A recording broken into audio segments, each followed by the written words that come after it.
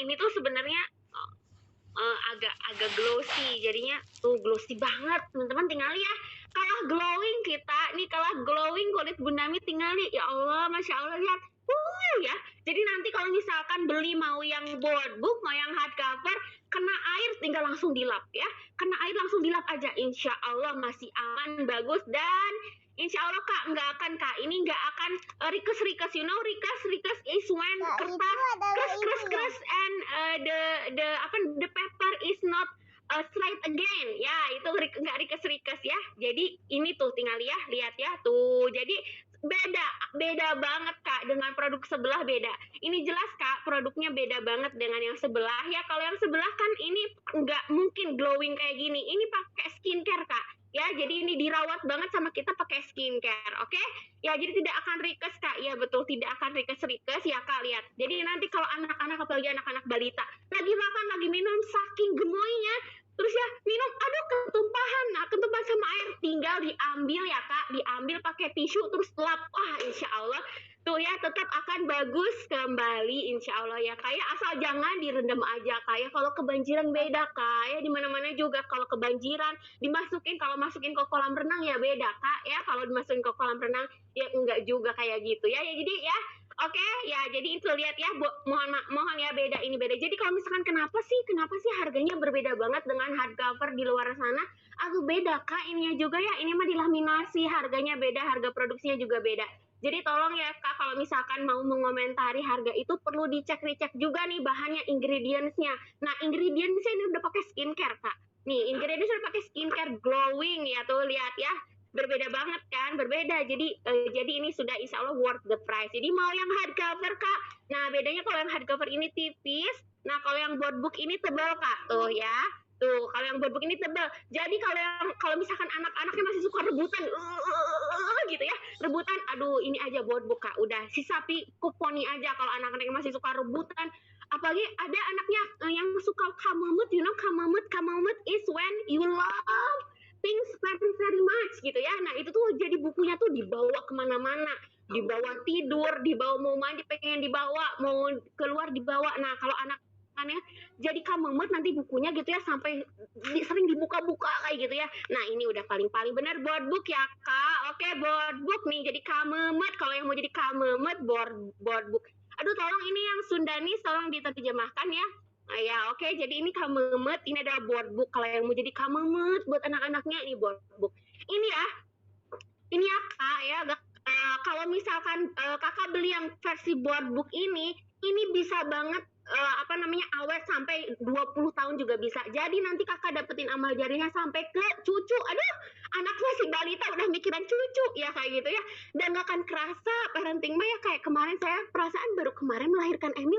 Nah, Emil kemarin udah nanya tentang poligami deui gitu kan. Aduh, gitu ya. Baru usia 10 tahun. Nah, jadi makanya ini yang board book udah beli satu Kak, beli satu udah bisa lebih dari 20 tahun. Oke? Jadi bisa diturunin ke cucu, ke cicit insya Allah ya Kak, kalau perawatannya bagus ya. Artinya jangan sampai disimpan di rak yang di rak basah ada jamurnya atuh, dan dimakan sama rayap atuh Kak ya. Jadi ya rayap tuh apa sih bahasa Sundanya, lupa. Apa rayap tuh apa guys? Ya jadi iya yang ini aja Kak, yang kanan aja board book, oke? Nah tapi kalau misalkan aduh enggak, anak aku mah ada 2, ada 3, ada 4, biasanya kalau udah sekali kalau suka buku itu suka sampai pengen dua-duanya, tiga-tiganya, empat-empatnya gitu ya. Udah berarti belinya 2 ya. 2 berarti gimana kalau beli 2 yang ini yang hijau ya Kak. Kalau yang hijau hardcover kan dia enteng banget tuh. Nah ini bisa masuk pas anak-anak. Jadi nanti kalau anak-anak pergi ke mall, traveling, tinggal masukin bukunya gitu loh. Beberapa buku kayak gitu, dan itu insya Allah nggak berat. Karena ini beratnya cuma sekitar 300 sampai 350 gram, jadi nggak berat ya Kak. Jadi nanti bisa tuh. Nah nanti kalau beli dua-duanya gini, yang satu buat traveling, yang satu di mana? Yang satu disimpan di rak buku. Nah ini baru nanti disimpan di rak bukunya, rak buku yang baik, jangan sampai basah lembab supaya tidak kena rayap ya Kak. Jadi nanti bisa diturunin ke cucu dan cicit, oke?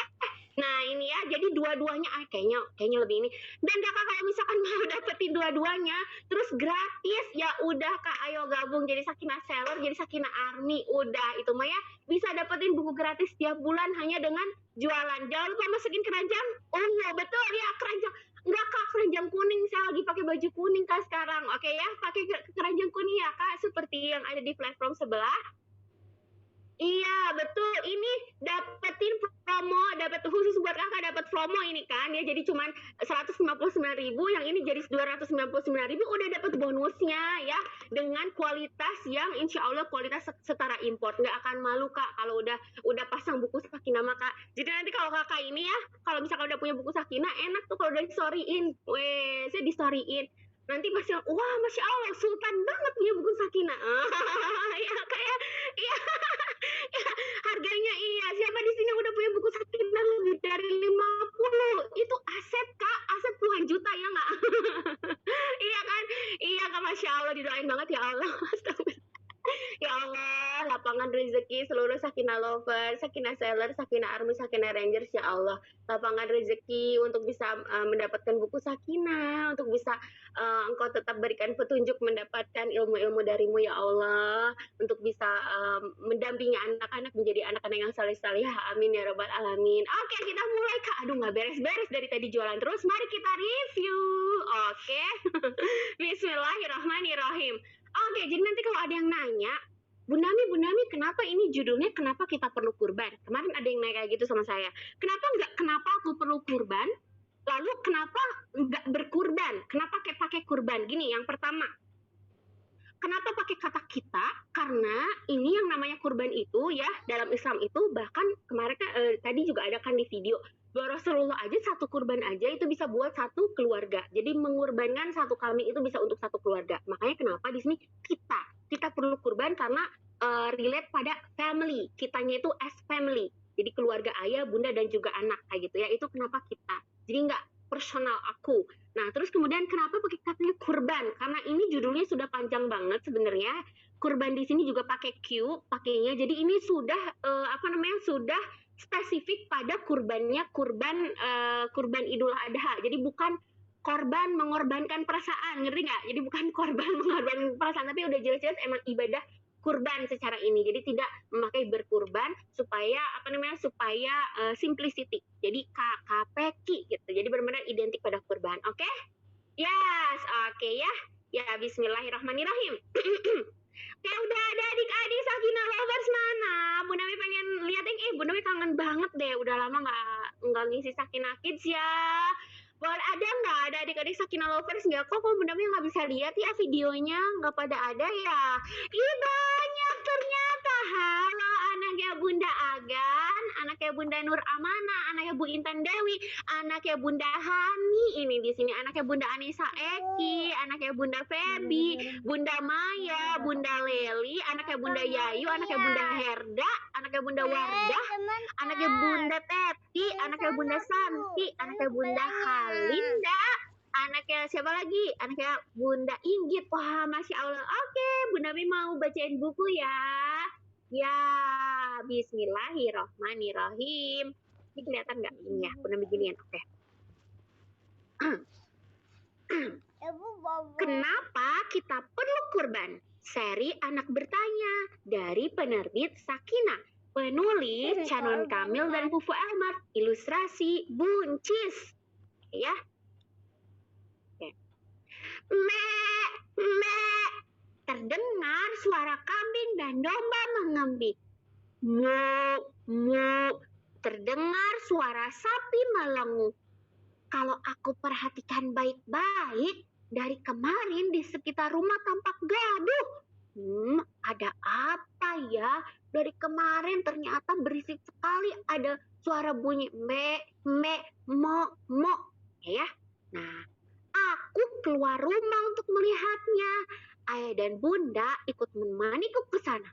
Ternyata banyak kambing, domba, dan sapi berkumpul di lapangan. Kambing, domba, sapi. Semua hewan itu mau diapakan ya? Aku jadi penasaran. Mau diapakan kira-kira, guys? Ayah, kambing, domba, dan sapi itu mau diapakan? Tanyaku penasaran. Semua hewan itu besok mau dikurbankan. Karena besok hari raya Idul Adha atau disebut juga hari raya kurban. Semua hewan kurban itu besok disembelih satu persatu. Kemudian dagingnya dibagikan untuk semua warga dan kepada mereka yang membutuhkan. Ayah menjelaskan kepadaku, hewan kurban itu punya siapa saja, Bunda? Tanyaku lagi. Nih hewan kurbannya sapi. Kayak gitu ya. Nih anak kurban keluarga Canun Kufu. Kurban keluarga Debitari. Kurban keluarga Nendirani. Kurban Sakina Family. Ya, tuh. Hewan kurban itu punya warga muslim di sini yang ikut ibadah kurban tahun ini. Kayak gitu ya. Nah, terus mana kurbanku ini nanti ditulis di sini. Ya, jadi doa kurban keluarga. Nah, nanti bisa ditulis di sini. Keluarganya siapa di sini? Atau nama anaknya siapa di sini? Gitu ya.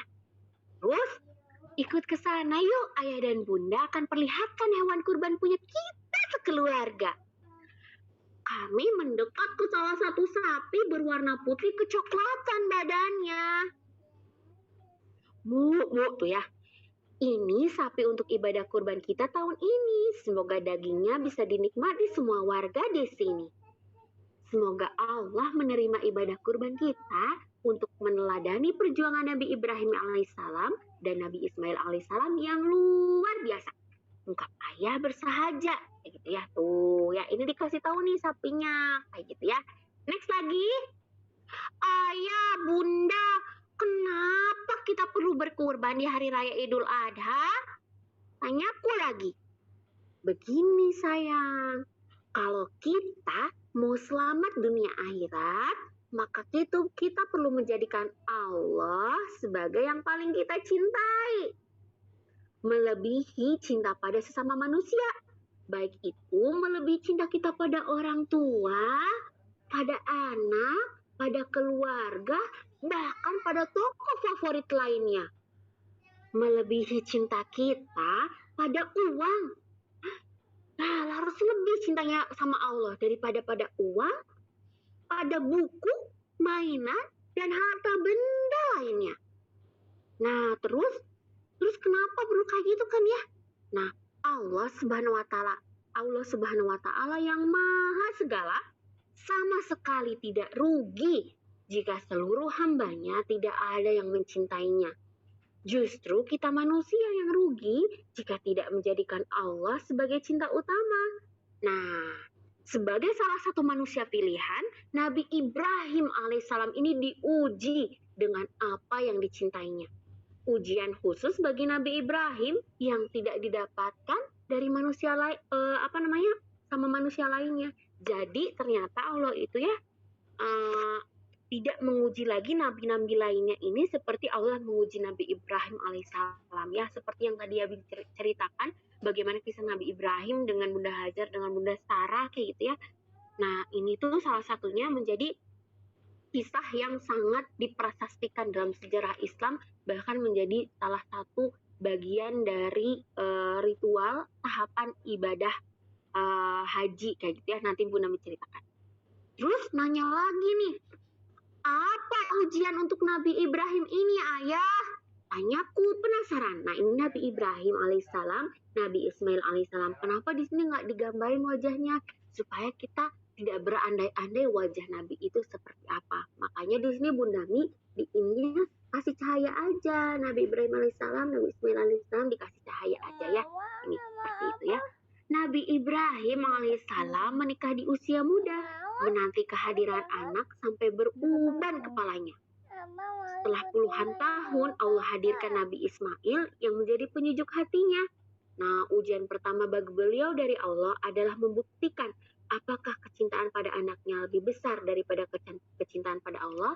Jadi, gini, Nabi Ibrahim itu ya menikah dengan Bunda Sarah. Nah, itu tuh beliau menikah dan sudah puluhan tahun menikah, tapi belum juga dikarunia anak oleh Allah, gitu ya. Terus kemudian Nabi Ibrahim menikah dengan Bunda Hajar, gitu. Dan Allah izinkan mendapatkan anak yaitu Nabi Ismail alaihissalam. Jadi udah tua banget gitu ya Nabi Ibrahim itu. Nah, saking karena udah lama nunggu punya anak, kayak gitu ya, saking udah lama nunggu punya anak. Ini Nabi Ibrahim tuh sayang banget sama anaknya, sayang banget sama Bunda Hajar, kayak gitu ya.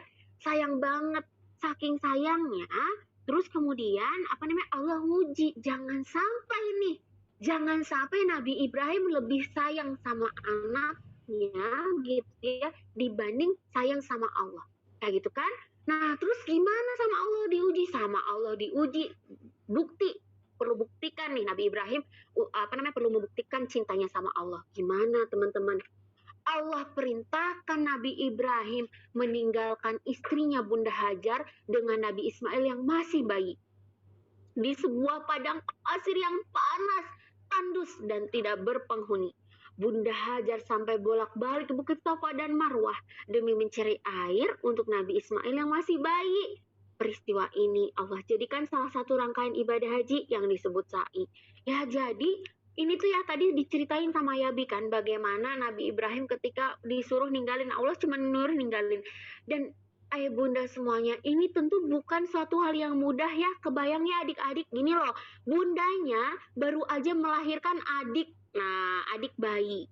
Baru melahirkan adik bayi itu biasanya lagi capek banget, sakit banget, area kemaluan bisa masih sakit, badan-badan masih pegel.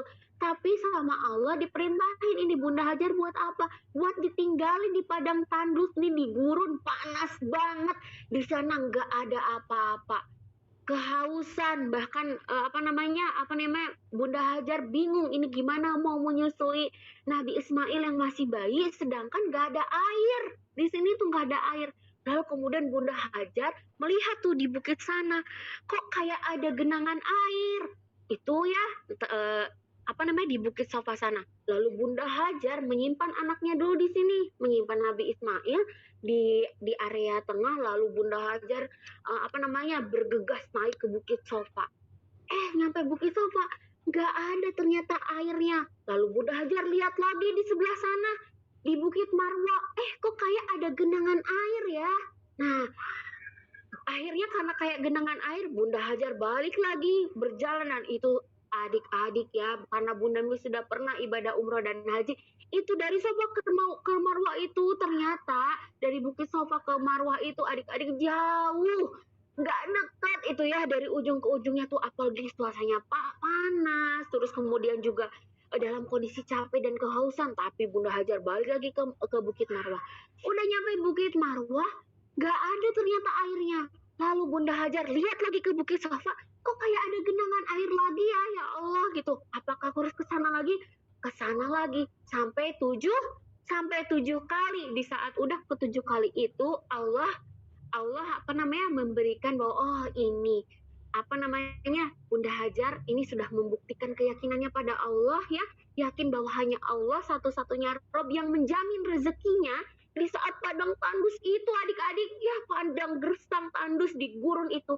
Lalu sama Allah dikasih ini air Zam-Zam. Nah ini tuh sumber air Zam-Zam tuh ya ada dari kaki Nabi Ismail, muncul di kaki Nabi Ismail. Jadi usahanya bolak-balik dari Bukit Safa ke Marwah, panas di situ ya, panas, gersang, lelah, kehausan, capek, di saat baru aja gitu ya, baru aja melahirkan adik-adik ya kayak gitu ya. Tapi sama Allah, nah akhirnya Allah yang Maha Rahman dan Maha Rahim itu akhirnya memberikan jawaban dengan adanya air di bukit di kaki Nabi Ismail alaihissalam. Dan adik-adik tahu nggak, dari air inilah kemudian muncul dan ada kota Mekah yang sekarang ya. Jadi yang tadinya Mekah itu tadinya padang tandus nggak berpenghuni, tapi karena ada sumber air Zam-Zam yang keluar dari atas izin Allah, keluar dari di dekat kaki Nabi Ismail ini, adanya kota Mekah yang sekarang ada Masjidil Haram. Dan air Zam-Zam ini yang sampai saat ini menjadi sumber air terbaik yang ada di dunia, yang kandungannya paling baik, paling sehat, paling bagus untuk kesehatan kita, dan tidak pernah surut sampai sekarang.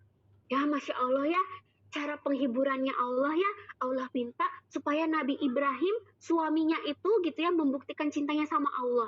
Allah juga uji ya, uji boleh jadi kita ya, kita mah bunda-bunda kita ya, Bunda Mi aja gak akan sanggup diuji kayak gini. Ya bunda-bundanya adik-adik juga gak akan sanggup diuji kayak gini, kayak gitu ya. Tapi ini kita bisa belajar dari sini bahwa kalau kita yakin sama Allah, kalau kita yakin bahwa hanya Allah yang bisa ngasih kita rezeki, Allah yang ngizinin kita bisa makan, Allah juga yang boleh jadi akan mengabulkan doa adik-adik semuanya untuk punya buku ini, untuk punya mainan, atau untuk punya apapun yang kalian pengenin kayak gitu. Kalau kita yakinnya sama Allah, mintanya sama Allah, dan kita ibadah sama Allah, insya Allah akan mengabulkan doa-doa hambanya sesuai kebutuhannya. Seperti ini, yakin dulu ya, adik-adik yakin dulu. Terus gimana nih? Nah, sebagai seorang suami dan ayah, Nabi Ibrahim sangat khawatir dengan keluarga yang ditinggalkannya. Tapi Nabi Ibrahim tuh perlu untuk taat sama Allah. Tapi tentunya pasti sedih ninggalin istrinya yang baru melahirkan, anaknya yang masih bayi, anaknya yang ditunggu-tunggu sekian tahun gitu ya. Namun ternyata setelah itu, setelah Allah melihat pembuktian kecintaannya Nabi Ibrahim sama Allah, pembuktian kecintaan Nabi Bunda Hajar pada Allah. Nah, kameranya itu Allah kemudian ngasih penghiburan hati. Akhirnya Allah perbolehkan Nabi Ibrahim ketemu lagi nih. Allah senantiasa membersamai orang yang sabar, Allah yang langsung merawat dan menjaga mereka. Sekalipun dengan hati yang berat, Nabi Ibrahim melakukan perintahnya. Nabi Ibrahim lulus dari ujian untuk membuktikan bahwa cintanya pada Allah yang utama, ya kayak gitu ya. Tuh, ini yang pertama, ujian pertama adik-adik, baru ujian pertama. Terus hubungannya sama kurban apa ayah? Gitu kan? Dari tadi kok nggak ada hubungan sama kurbannya, maksudnya apa? Nah, ujian Nabi Ibrahim ternyata belum selesai. Ketika Nabi Ismail beranjak menjadi remaja yang gagah, udah besar nih Nabi Ismailnya. Allah kembali mengujinya karena rasa sayang. Allah memerintahkan Nabi Ibrahim untuk menyembelih dan mengorbankan Nabi Ismail melalui mimpi-mimpi yang datang berkali-kali. Ya, jadi mimpinya datang berkali-kali. Ada beberapa yang bilang 3 kali, ada beberapa yang bilang bahwa di sumbernya itu berkali-kali. Pokoknya intinya datang lewat mimpi, kayak gitu ya. Terus kemudian Nabi Ibrahim pun nanya sama Nabi Ismail yang udah besar, yang udah remaja itu, wahai anakku sayang. Nah, sesungguhnya ini berat banget ya, Nabi Ibrahim pasti bilangnya, aku melihat mimpi bahwa aku mengorbankanmu, kemukakanlah pendapatmu, kata Nabi Ibrahim ya. Nah, adik-adik, Nabi Ismail ini ternyata ya Allah sudah Allah jaga banget.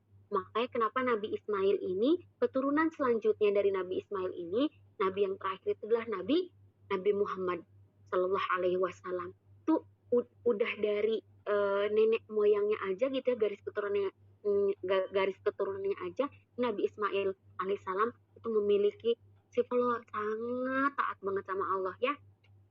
Dengan keimanan Nabi Ismail pun menjawab, duhai ayahku sayang, duhai abati, lakukanlah ini. Abati itu lembut banget. Jadi ayahku sayang, jadi nanti kalau adik-adik ya mau bikin ayahnya sama bundanya sayang, itu bilangnya kayak, duhai abati, duhai ayahku sayang, nah, ya, lakukanlah apa yang diperintahkan Allah kepadamu. Insya Allah engkau akan mendapatiku termasuk orang yang sabar. Penjelasan ayah membuatku haru. Hah, ayah? Nabi Ibrahim mengorbankan Nabi Ismail soal perintah Allah. Masa sih ayah gitu ya?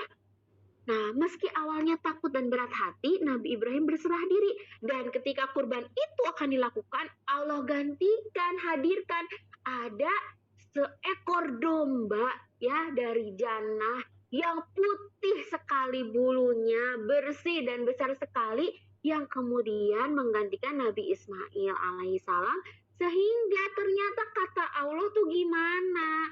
Ya, ternyata Allah tuh pesan tersembunyi dari Allah tuh adalah bukan mengorbankan anaknya, melainkan Allah ingin Nabi Ibrahim itu mengorbankan rasa kepemilikan kepada anaknya, kayak gitu ya, supaya kita sebagai anak, kita tuh nggak memiliki ayah bunda kita, ayah bunda kita tetap milik Allah, kayak gitu. Makanya kenapa kita tetap perlu santun sama ayah bunda, kita tetap perlu berbakti sama ayah bunda, karena sebenarnya ayah dan bunda kita itu punya siapa?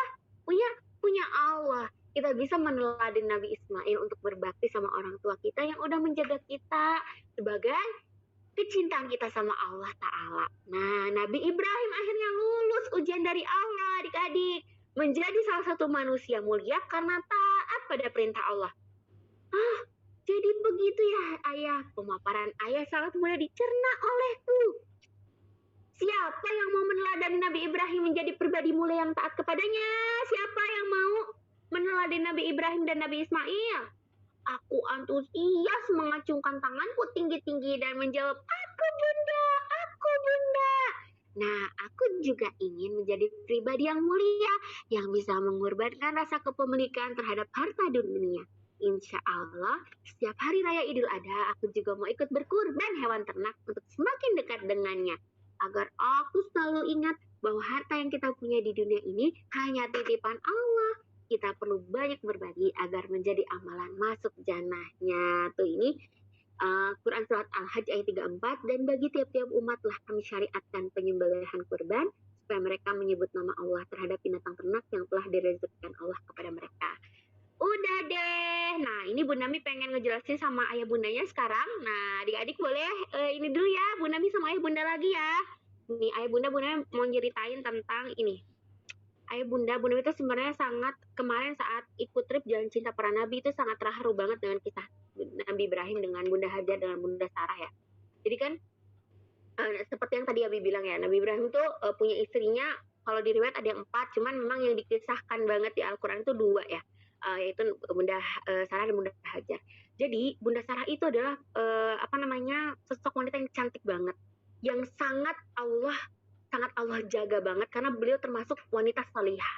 Wanita yang wanita suci yang mensucikan diri dari kebatilan segala macam. Jadi Bunda Sarah itu bahkan ada riwayat yang menyebutkan bahwa separuh kecantikan wanita yang ada di dunia yang lahir dari Nabi Adam sampai nanti gitu ya, itu tuh separuh itu ada di Bunda Sarah. Itu saking cantiknya banget kayak gitu ya. Terus kemudian menikah dengan Nabi Ibrahim alaihissalam, terus kemudian setelah bertahun-tahun saling pernikahan mereka harmoni, saling menyayangi, saling mencintai. Terus qadarullah sama Allah belum juga diamanahi keturunan. Sampai akhirnya Bunda Sarah itu sampai akhirnya menawarkan pada Nabi Ibrahim alaihissalam untuk menikah lagi. Menikah dengan asistennya, orang kepercayaannya, yaitu beliau ini di lupa ininya, tapi pokoknya dari daerah Afrika, Mesir ya kalau nggak salah ya. Bunda Hajar nih jadi kulitnya memang lebih eksotis, tapi eksotis yang cantik gitu ya, eksotis yang cantik Bunda Hajar nih. Nah, ditawarin tuh sama Bunda Sarah, ya intinya, wahai suamiku mau nggak gitu ya, karena kita udah nggak punya keturunan, nikah lagi gitu kan. Nah itu awalnya Nabi Ibrahim itu menolak, sampai berkali-kali menolak, sampai akhirnya Bunda Sarahnya terus aja ya, siapa tahu ini menjadi jalan Allah untuk memberikan keturunan gitu. Akhirnya menikah sama Bunda Hajar. Nah Bunda Hajar tuh wanita yang sangat solihah juga, wanita suci dan mensucikan dirinya, jadi benar-benar terjaga banget kayak gitu ya. Bahkan apalagi punya majikannya itu Bunda Sarah yang luar biasa solihahnya kayak gitu ya. Tapi ternyata Allah memberikan ujian di pernikahannya. Allah izinkan Bunda Hajar ini untuk hamil. Karena tentunya Nabi Ibrahim udah lama banget pengen punya anak ya. Aduh ini sedih banget deh ini aku nyeritain ini ya. Jadi ini tuh benar-benar punya ini teman-teman, untuk ini punya insight yang bagus banget di pernikahannya, di parentingnya banget ini kisah Nabi Ibrahim tuh ya. Karena udah pengen banget punya anak, tentunya ketika Bunda Hajar kemudian hamil anak yang ditunggu-tunggu, tentunya perhatian dari Nabi Ibrahim itu jauh lebih ke Bunda Hajar gitu. Hingga akhirnya muncul api-api cemburu di Bunda Sarah. Nah, jadi di sini Allah tuh kayak mau nunjukin bahwa ini loh, hati wanita tuh seperti ini gitu kan. Ngerti nggak? Yang nyuruh-nyuruh itu kan Bunda Sarahnya. Ayo poligami aja, nikah lagi kayak gitu. Jadi ternyata ketika pada kenyataannya menjalaninya itu ternyata tidak semudah yang dibayangkan gitu kan. Ketika melihat Nabi Ibrahim perhatiannya pada Bunda Hajar yang lagi hamil, jadi lebih perhatian, lebih apa, Bunda Sarah cemburu. Sampai ada kata-kata yang sampai menurut riwayat kata-kata yang kurang pantas disebutkan sama Bunda Sarah. Teman-teman, tahu nggak? Jadi ketika Bunda Hajar ini melahirkan, itu ya, Allah tuh gini loh, Allah tuh menyayangi dua wanita ini gitu, dua perempuan ini, dua hamba ini. Allah tuh menyayangi dua hambanya yang salihah ini. Ngerti nggak? Kayak Bunda Sarah Allah sayangi, Bunda Hajar Allah sayangi kayak gitu. Terus ketika Bunda Hajar ini melahirkan, perintahnya gitu ya, perintahnya Allah nyuruh Nabi Ibrahim meninggalkan Bunda Hajar itu adalah karena Allah itu bentuk sayang Allah sama